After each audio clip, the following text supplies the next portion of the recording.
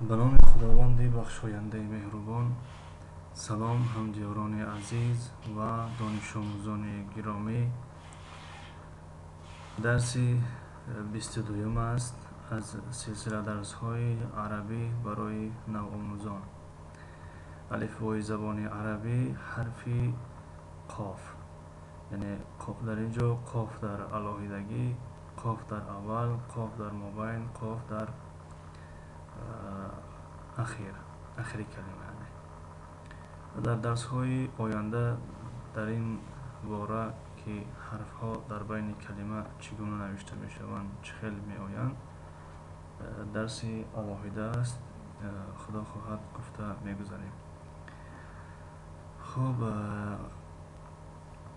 حرف قاف گفتیم و کلمه اولینی امروزی ما و شما قلم است.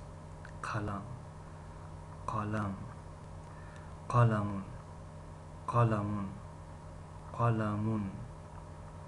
قلمون قلم می شود، یعنی روچکه رو قلم می گویند و قلمی که ما تاجیکان قلم می گوییم اون رو در زبان عربی قلمون رصاص می گویند. قلمون رصاص، روچکه رو قلم می گویند.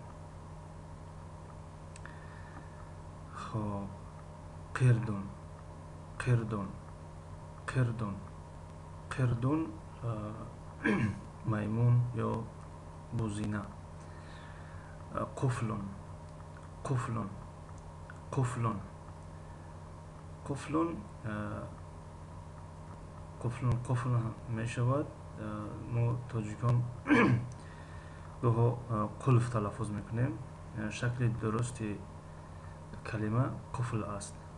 قفل در اینجا نوشتیم، یعنی گاه ما قلف تلفظ میکنیم، قلف، لیکن وای قفل است. قلمون جمعش اقلامون، اقلامون و قلم. اقلامون بیشتر استفاده می شود. ترجمهش در اینجا نوشته شده است. هر کلمه قلمون، قلمون ترجمهش قلم، مداد، خودکار، روچکه.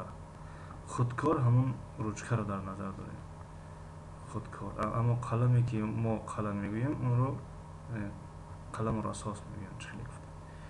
قردون جمعش اقرادون و اقردون و قرودون و قردون و قردون و قردتون و قریدتون. قرود و اقراد زیادتر استفاده می شود. قرود و اقراد، لیکن چخیلی در درس های پیشینه گفته بودیم در زبان عربی بعضی کلمه ها یک چند جمع دارند. مثلا در زبان تاجیکی ما داریم جمع کلمه، مثلا زن، زنها، یا زنان، یا کتاب، کتاب ها.